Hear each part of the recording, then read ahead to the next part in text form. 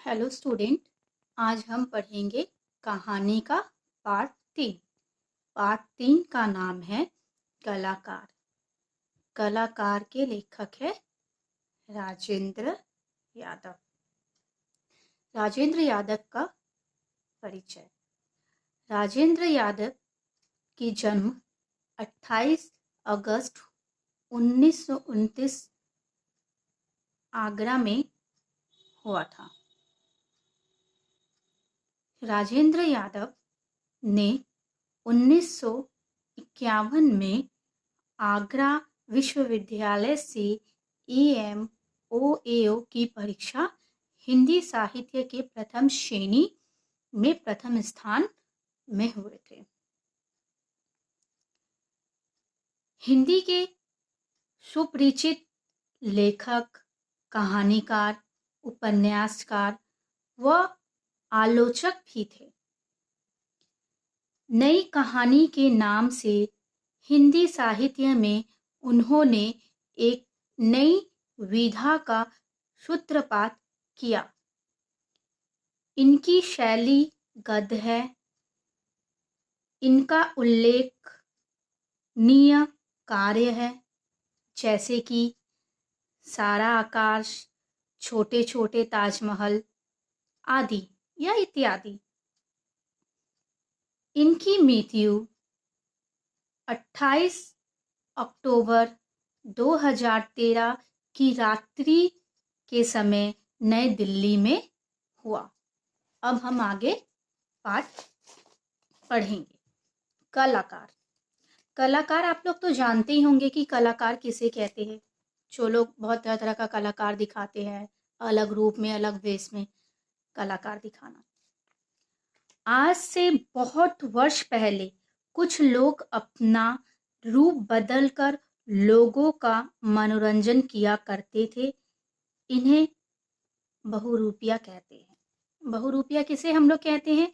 आज से बहुत वर्ष पहले कुछ लोग जो थे, मतलब अपना रूप बदलकर तरह तरह का मनोरंजन दिखाते थे, उन्हें हम लोग कहते हैं बहरूपिया।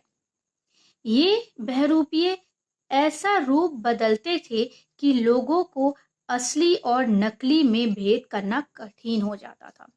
ये लोग इस तरह अपना रंग बदलते थे, अपने बहरूपियों को चेंज करते थे कि कौन असल है और कौन नकल है, ये समझने में बहुत मुश्किल हो जाता था। अब ये कला और इसके कलाकार लुप्त हो गए हैं।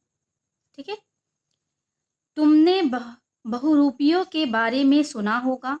कभी ये शौक एक पेशे के रूप में प्रचलित था, किंतु अब ये बहुरूपिये दिखाई नहीं देते। आप सबने तो बहरूपियों को देखा ही होगा। ये एक शौक भी था और एक पेशे भी थे। ठीक है। किंतु अब ये बहरूपिया दिखाई नहीं देते। किसी समय ये राइशियों और अमीरों का मनोरंजन किया करते थे। जो रईस लोग थे उनके लिए ये सब, अमीरों के लिए मनोरंजन किया जाता था। कभी ये धोबी के रूप में आ जाते थे, तो कभी ये डाकिये के रूप में आ जाते थे। बहुरूपिया हूबहू उन्हीं की तरह व्यवहार करके प्राय ये लोगों को भ्रम में डाल देते थे और यही इनकी सफलता थी।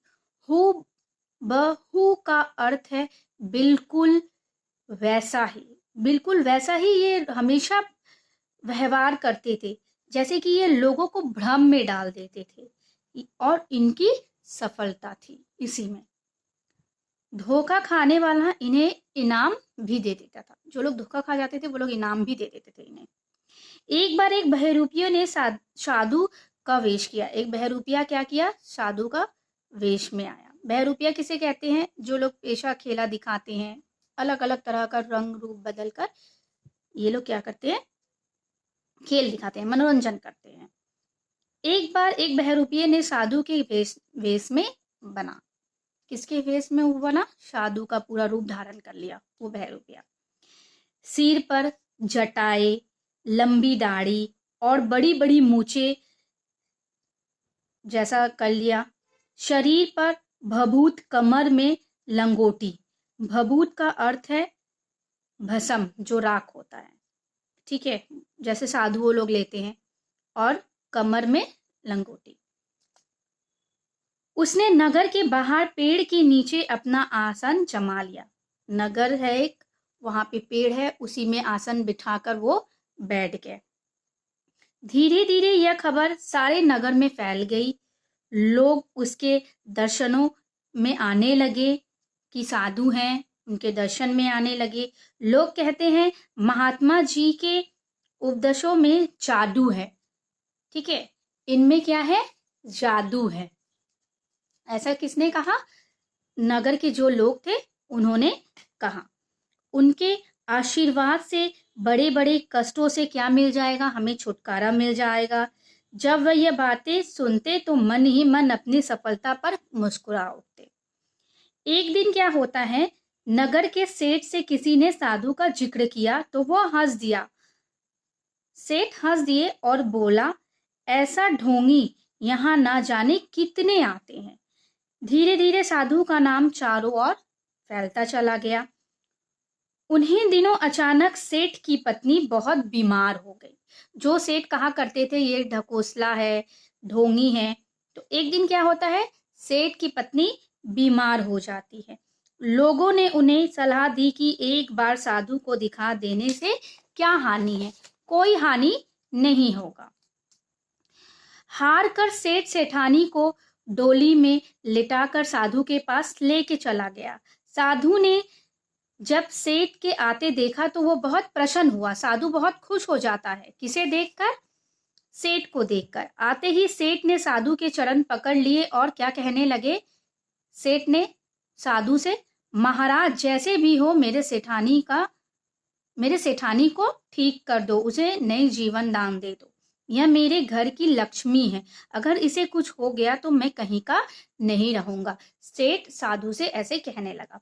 साधु ने गंभीर चेहरा बनाकर डोली का पर्दा उठाया। गंभीर चेहरा बनाया और डोली का पर्दा उठाता है जिसमें सेठानी रहती है। सेठानी बीमारी में बेहोश पड़ी थी। भगवान ने चाहा तो सेठानी 7 दिन में ठीक हो जाएगी, उसने कहा, और धूनी की चुटकी भर राख उसके ऊपर डाल दी। किसने? साधु ने। चुटकी भर का अर्थ होता है हाथ में अंगूठे और तर्जनी की मदद से उठाई गई राख, यानी नमक जैसी कोई पीसी हुई चीज। राख साधु उस सेठानी के ऊपर डालता है और कहता है कि ये 7 दिनों में ठीक हो जाएगी। फिर उसे रोज आने को कहकर अपनी आंखें मूंद ली और समाधि में लीन हो गया। ठीक है, अपने जो जिसमें साधु लीन हो रहा था वो उसमें लीन हो गया। धीरे धीरे सेठानी की तबीयत सुधरने लगी। 7-8 दिन में वह लगभग ठीक हो गई। सेठ को भी साधु पर पूरा विश्वास हो गया। उसकी सेठानी ठीक हो गई थी, इसलिए सेठ को साधु पर विश्वास होने लगा। अब वह रोज साधु के पास आता और साधु उसे उपदेश देता। साधु किसे उपदेश देता? सेठ को उपदेश देता। क्या? यह संसार माया है, धन का लोभ आदमी को आदमी नहीं रहने देता। धन का जो लोभ है वो आदमी को आदमी नहीं रहने देता। धन जितना बढ़ता है लोभ भी उतना बढ़ जाता है। सही बात है, धन जिसके पास ज्यादा आ जाते हैं उसके अंदर लोभ की भावना ज्यादा आ जाती है कि मैं इतना कमा रहा हूं तो और करूंगा तो और कमाऊंगा, ऐसा लोभ इंसान के अंदर आ जाता है। सच्चा सुख मोह माया त्याग कर भगवान के चरणों में ध्यान लगाने में ही है। सोना तो मिट्टी है और मिट्टी का मोह पालकर आज तक किसी ने शांति नहीं पाई। ठीक है, सोना तो क्या है, मिट्टी है, लेकिन इसको मोह में पाकर कोई भी खुश या शांति से नहीं रह पाया है। एक दिन क्या होता है, साधु ने देखा कि बहुत से घोड़े, ऊंट और बैलगाड़ियां उसकी कुटिया की तरफ आ रही है। किसकी कुटिया की तरफ? साधु के। उसके मन में संदेह हुआ कि कहीं लोगों को उसकी असलियत का पता तो नहीं चल गया। साधु को डर लगने लगा, कहीं उसके असलियत का पता तो नहीं चल गया। वह अभी यही सोच ही रहा था कि उसने सेठ को देखा। सामने आते हुए किसे देखा? सेठ को देखा। किसने देखा? साधु ने देखा। सेठ पास आया, उसने साधु को प्रणाम किया और कहा, किसने प्रणाम किया? सेठ ने साधु को प्रणाम किया और साधु से कहने लगे, सेठ महाराज, आपके उपदेशों से मुझे सच्चा ज्ञान प्राप्त हो गया। सेठ कह रहे हैं, साधु से आपने जो मुझे उपदेश दिए थे उससे मुझे नई ज्ञान प्राप्त हो गया, नई बात समझ में आई। मेरा मन इस संसार से हट गया है। मैं अपना रुपया पैसा सब आपके चरणों में अर्पित करना चाहता हूँ, दे देना चाहता हूँ, ऐसा सेठ ने साधु से कहा। गंभीर होकर साधु ने उत्तर दिया, गंभीरता से साधु ने सेठ जी को उत्तर दिया, जिस धन को मैं त्यागने का उपदेश देता हूँ, आप उसकी माया में मुझे फंसाना चाहते हैं। क्योंकि साधु तो कह रहे थे ना कि इस मोह माया से दूर हो जाओ। फिर सेठ आके साधु से कहते हैं, तो साधु कहता है, आप फिर मुझे इस मोह माया में फंसाना चाहते हैं, जिसके लिए मैं मना करता हूँ। साधु ने रुपया पैसा कुछ नहीं लिया, समझा बुझाकर सेठ को लौटा दिया सारे पैसे। महात्मा की इस महानता से सेठ की आंखों में आंसू आ गया कि उन्होंने ऐसा महानता उस साधु में देखा। यह देखकर सेठ की आंखों में आंसू आ गया। अगले दिन जब सेठ आए तो साधु का कहीं अता पता नहीं था। जब दूसरे अगले दिन क्या होता है, जब सेठ आते हैं तो देखते हैं कि यहाँ पे साधु का कोई अता पता नहीं है।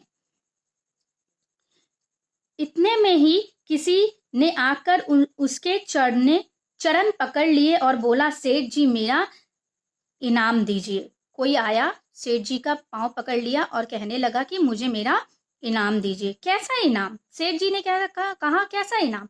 तू कौन है? ऐसे हैरानी से, चकित से सेठ जी ने उस व्यक्ति को कहा और पूछा।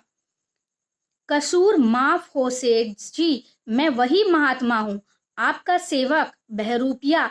आप जैसे चतुर व्यक्ति को मैंने धोखा दिया, इसलिए मुझे अपनी कला का अच्छा इनाम मिलना चाहिए। ठीक है, वो जो कसूर, वो जो गलती कर रहा था, वो साधु को एहसास हो चुका था, इसलिए वो वहां से वो वापस उसी जगह नहीं बैठा और सेठ जी के आकर पांव पकड़ने लगे। कहने लगा कि मैं जो बहरूपिया था, मैं वही बहरूपिया बोल रहा हूँ। मैं जैसे चतुर चालाक था, मैंने आपको धोखा दिया, इसलिए मैं अब अच्छा बनना चाहता हूँ। मेरे को अच्छाई के लिए मुझे मेरा इनाम मिलना चाहिए। सेठ बहुत हैरान हो गए, आश्चर्य हो गए। इनाम तो मैं तुझे दूंगा, सचमुच तूने कमाल कर दिया, लेकिन एक बात बता, कल जब मैंने अपनी सारी संपत्ति तुझे दे दी थी तो तूने उसे क्यों नहीं स्वीकार किया? सेठ जी ने ऐसा उस बहरूपिये साधु से कहा कि आखिर मैं तुम्हें सब कुछ दे रहा था तो तुमने क्यों नहीं उसे लिया? अगर तू उसे ले लेता तो आज तू सेठ हो जाता, आज उसके पास बहुत पैसे हो जाते तो वो सेठ हो जाता। तुझे इस तरह मांगने की क्या जरूरत रहती? बहरूपिया बहुत नम्रता से बोलता है, सेठ जी मेरे मन ने कहा कि ये गलत है, इसीलिए मैंने इसे नहीं लिया। तब मैं संसार त्यागी महात्मा के वेश में था। किसके वेश में था? वो महात्मा के वेश में था, इसलिए मैंने सच्चे महात्मा की तरह उसे त्याग दिया। सच्चे महात्मा की तरह वो उसे त्याग दिया। उस वक्त वो चाहता तो ले सकता था, लेकिन वो जिस रूप में था उसे उसको एहसास हुआ कि वो एक साधु महात्मा के रूप में है, जो उसे नहीं करना चाहिए, इसलिए उसने नहीं लिया। मुझे लगता है कि अब मेरा काम पूरा हो गया है, अब आप मुझे जो इनाम देंगे वो खुशी से मैं ले लूंगा। साधु ने ऐसा सेठ से कहा। और मेरी सेठानी की बीमारी? सेठ ने पूछा। बीमारी ठीक करने में मेरा कोई हाथ नहीं था। सेठ ने पूछा कि उसका बीमारी जो ठीक हुआ कैसे? तो बहरूपिया साधु ने कहा कि उसमें मेरा कोई हाथ नहीं था, वह सब आपका विश्वास और संयोग था, सेठ जी का विश्वास था, इसलिए ठीक हो गया। सेठ की समझ में नहीं आ रहा था कि ये कैसा बहरूपिया है जो लाखों करोड़ों की संपत्ति छोड़कर 2-4 असरफियों के इनाम पर इतना प्रसन्न और संतुष्ट है। सेठ बहुत हैरान हो गए, उसे कुछ भी समझ में नहीं आ रहा था कि आखिर ये बहरूपिया कैसा है जिसे लाखों करोड़ों इनाम में दे रहा था, कल वो नहीं लेकर आज वो एक छोटी सी इनाम लेने के लिए बहुत खुश हो रहा है, बहुत प्रसन्न हो रहा है, बहुत संतुष्ट हो रहा है। असफिरियों का अर्थ है सोने का सिक्का। जो उसे मैं सोने का सिक्का दे रहा था वो उसे नहीं लेना चाहता था, वो कुछ मामूली सा 2 चाल लेना चाहता है सोने का सिक्का। कैसा बहरूपिया है ये। तो इस कहानी से हमें क्या सीख मिलती है? इस कहानी से हमें यही सीख मिलती है कि हमें कभी भी किसी के साथ धोखा नहीं करना चाहिए। अगर हम किसी के साथ धोखा करते भी हैं तो हमें उस धोखे को समझना चाहिए। अगर वो उस धोखे को समझता है तो वो सफलता की राह पे जाता है। आज के लिए इतना ही। पार्ट खत्म। पार्ट 3 इसके क्वेश्चन आंसर्स मैं अगले वीडियो में अपलोड कर दूंगी। Okay student, thank you.